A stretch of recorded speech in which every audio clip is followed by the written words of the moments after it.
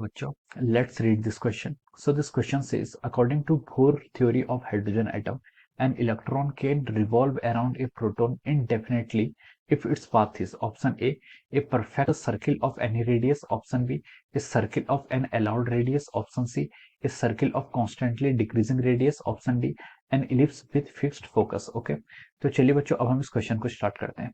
तो देखिए बच्चों, इस क्वेश्चन का जो आपका की कॉन्सेप्ट है, इस क्वेश्चन का की कॉन्सेप्ट आप क्या लिख सकते हैं।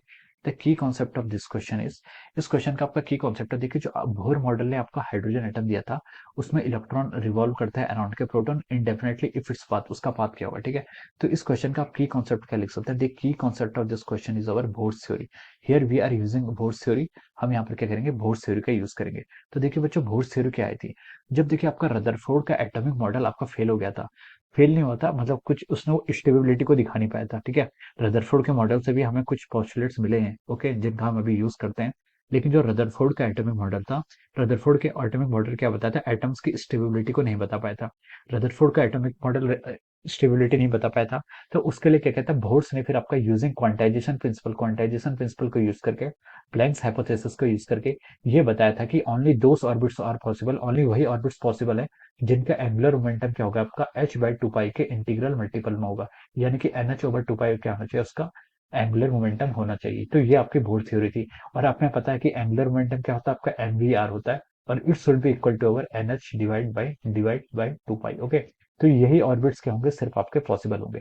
तो देखिए यहाँ से हम बता सकते हैं, यहाँ से हम रेडियस mvr, आर के यहाँ पर रेडियस, ये रेडियस आपकी कितनी आएगी, यहाँ से आपकी NH divide by 2 pi into mass into velocity.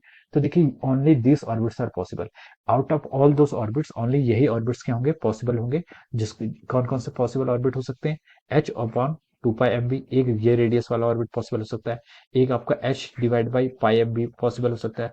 दूसरा क्या पॉसिबल, तीसरा क्या possible, 3h divide by 2 pi mv। तो सिर्फ यही रेडियस वाले ऑर्बिट्स क्या होंगे, पॉसिबल होंगे। यहाँ पर आप v की वैल्यू पुट कर सकते हैं। v की वैल्यू क्या होती है आपकी, Z² बाई 2 NH एप्सिलॉन। जीवी की वैल्यू क्या होती है आपकी, Z² बाई 2 NH एप्सिलॉन।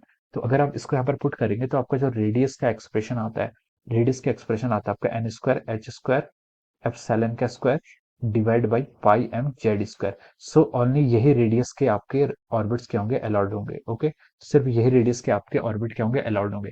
सो ये हमारे किसने बोला था, ये हमें बताया था हमारे बोर थ्योरी ने। तो क्वेश्चन ने बोला कि an electron can revolve around a proton indefinitely if its path is, अगर उसका पाथ क्या होगा। अब चलिए ऑप्शंस पर मूव करते हैं। ऑप्शन ए में बोला कि a perfect circle of any radius, circle होना चाहिए बोर थ्योरी के अकॉर्डिंग, ऑफ एनी रेडियस, ये आपका रॉन्ग हो जाएगा। सारी रेडियस की वैल्यूज अलाउड नहीं, यानी कि कंटिन्यूटी अलाउड नहीं, अब डिस्क्रीटनेस आ जानी चाहिए। बी में है कि a circle of allowed radius, तो ये ऑप्शन क्या होगा, राइट होगा। अलाउड रेडियस के ही अलाउड होंगे, ये सारी रेडियस क्या होंगी, अलाउड होंगी, ओके।